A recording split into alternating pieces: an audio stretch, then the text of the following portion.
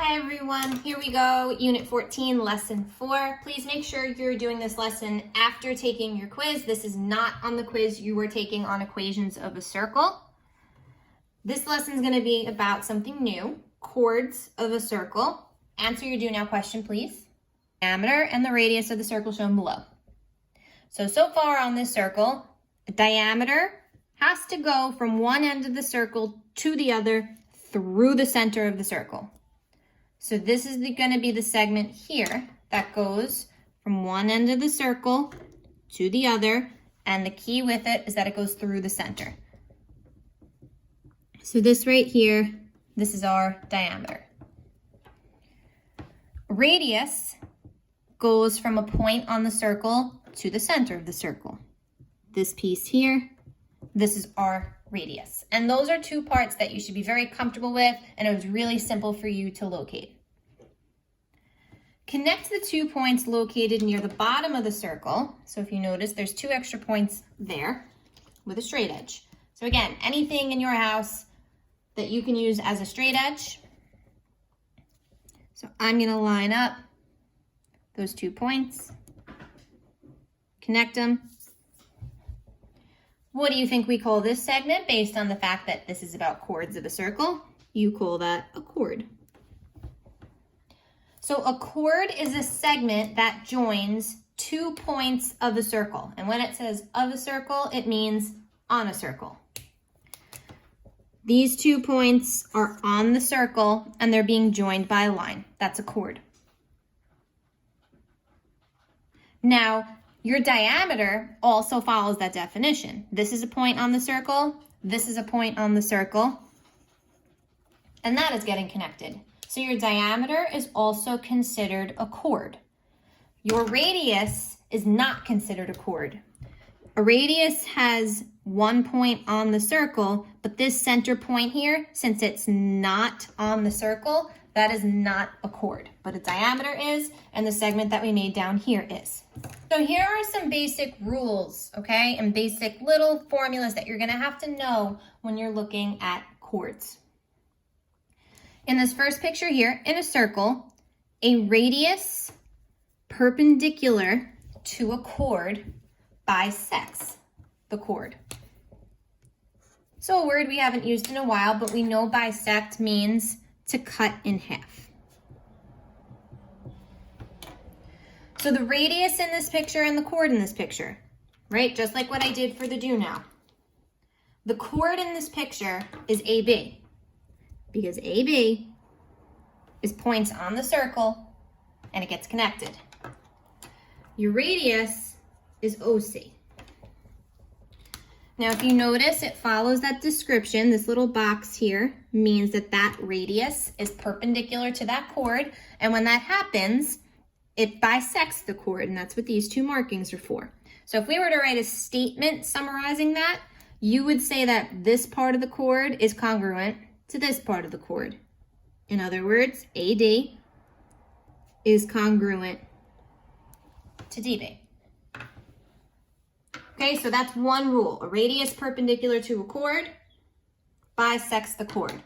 That also goes for diameters, because if I just extend that radius, it doesn't change the fact that it's perpendicular. So even if you extend it to become a diameter, it still remains perpendicular.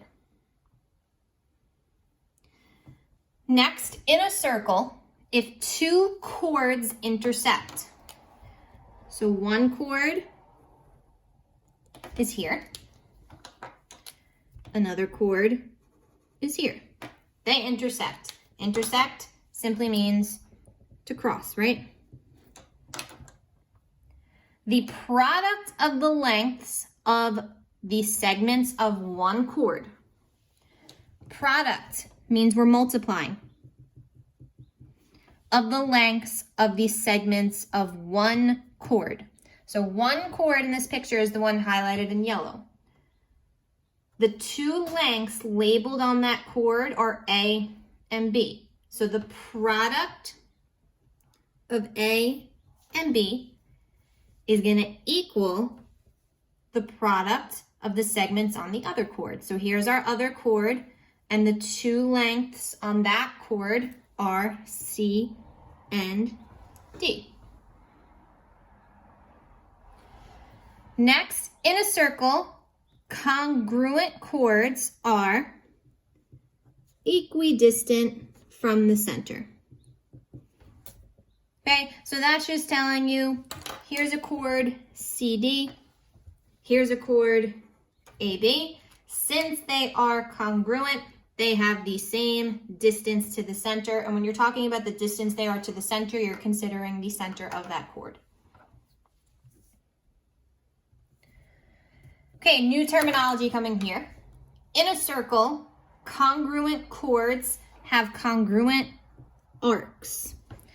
So arcs we talked about when we did constructions, right? An arc is just a part of a circle. And when we use compasses, we would draw those little arcs, right? To show our work for constructions. So here, these are congruent chords, right? Two segments that are connected. Those are producing congruent arcs. So you're going to see the congruent markings are going to be the pieces on the circle, okay? So this arc here is going to be congruent to this arc here. And for now, we'll leave it at that. Of course, they're going to have numbers on them eventually, but we're going to leave that for now for the definition. Lastly, in a circle, parallel chords intercept congruent arcs. So notice these little parallel markings.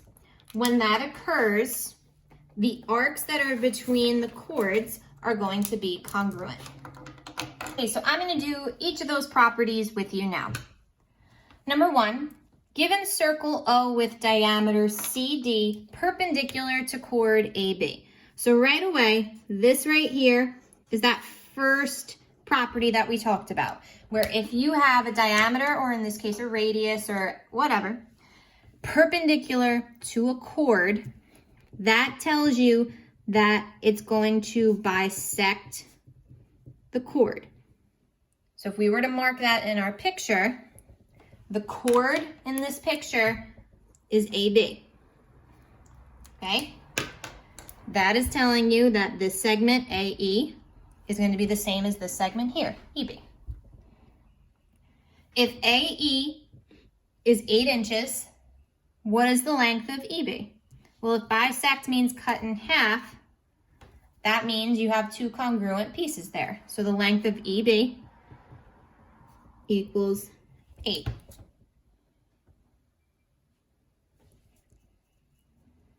Two, given circle O with diameter CD parallel to chord AB. Diameter CD parallel to chord AB. So remember we said a diameter is technically a chord because it follows the definition that it is 2 points on the circle that are connected. You're being given that those chords are parallel. And the property associated with that, parallel chords are going to have congruent arcs between them. So the two arcs that are between those chords is AC and BD. If the measure of, and now this is going to be your notation for arc, okay?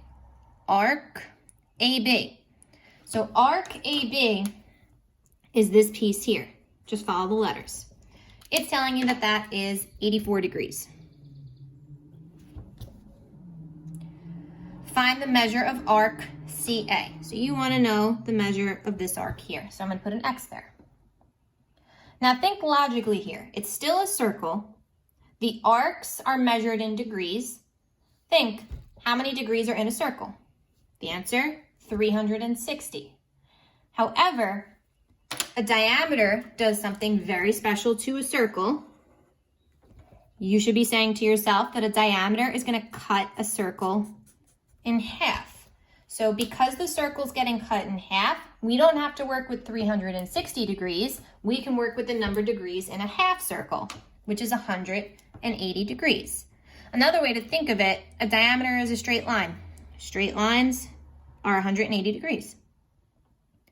So I know that this arc plus this arc has to give me 180 degrees. I also know that these two arcs are going to be the same. Putting that into an equation, this arc, CA, which has an X on it, plus this arc, AB, which has an 84 on it, plus this arc here, which has an X on it, has to equal 180 degrees. Solve normally. Combine like terms. Okay, X plus X is going to give you 2X. Next, subtract the 84. You're going to be left with 2X equals 96. Last step there is going to be to divide by 2. 96 divided by 2 is 48. So they wanted the measure of arc CA. CA has an X on it. So the measure of arc CA, based on that work, is 48 degrees. Number 3, find the length of X in the diagram shown below. Now in this diagram, there's no perpendicular symbol, there's no parallel symbol. The only thing we see, I see one chord here, okay? It goes from one end of the circle to the other. And I see one chord here. This is a picture of intersecting chords. When you have intersecting chords, you should be doing that product rule. When we multiply, so if I'm looking at the orange chord, the two pieces on that chord, 6 times X, that's going to be equal to the product of the two pieces on this chord, 12 times 4. So 6 times X is just 6X. 12 times 4 is 48. Divide by 6. X equals 8. Done. Given circle O with the measure of arc AB, okay? So now arc AB is this piece here. That is equal to arc CD, this piece here. If CD is 14, OB is 9, find the length of AB. Okay, now, again, there's no perpendicular symbol, there's no parallel symbol. You do not have intersecting chords in this picture. The two chords in this picture are CD and AB. OB is not considered a chord. OB is a radius. Okay, now in order to get the length of this chord, important information that you're given is that these two arcs are congruent. According to the property, if you have congruent chords, you have congruent arcs. It's the same thing backwards then. If we have congruent arcs, then we also have congruent chords.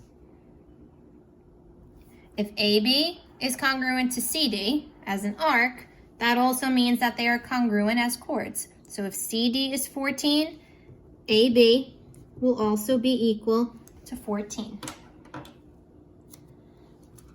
Okay, the last one I'm going to do with you. Given circle O, so a circle is just named by its center, with chords CD equal to 12 and AB equal to 12. So CD is 12 and AB is 12. Those are congruent chords.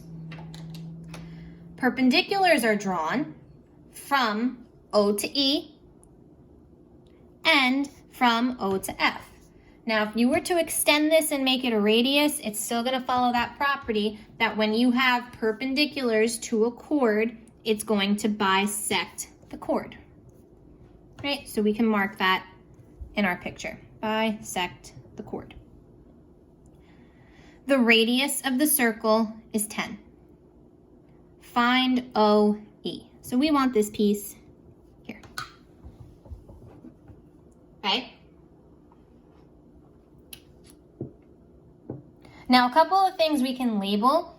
It gave us CD is equal to 12 and AB is equal to 12.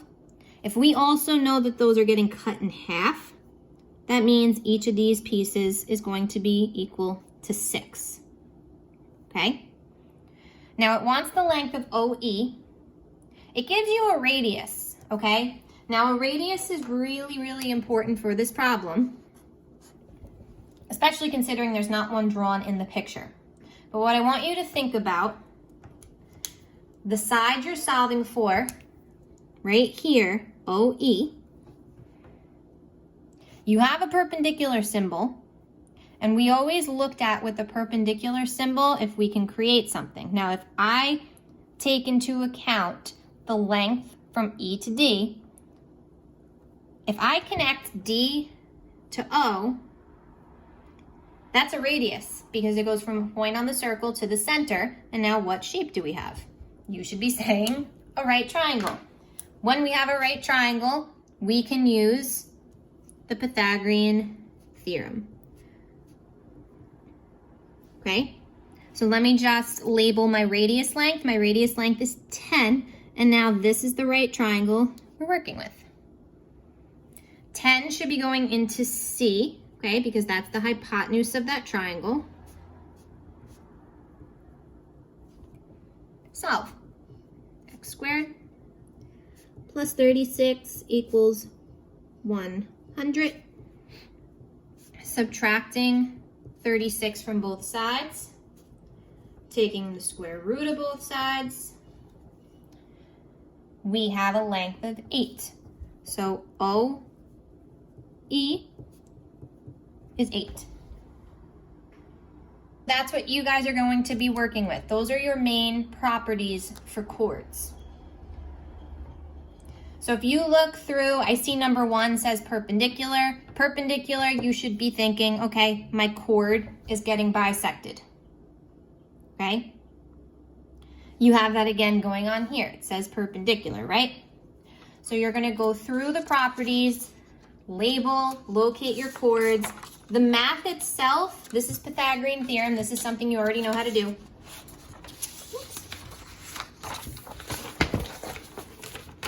Setting things equal, something you know how to do. Making an equation, setting it to 180, something you know how to do. Multiplying two things, setting them equal, something you know how to do. Okay, so it's all stuff you know how to do. It's just taking the wording itself and doing it. Take it slowly. It's new to you. So this is the last lesson you have this week. So please take it slow. Use the resources on Weebly if you have extra questions or if you want extra practice. Exit ticket is also a requirement, okay, just for extra practice. Any questions that you have, I'm available for you guys always, okay? Have a good day.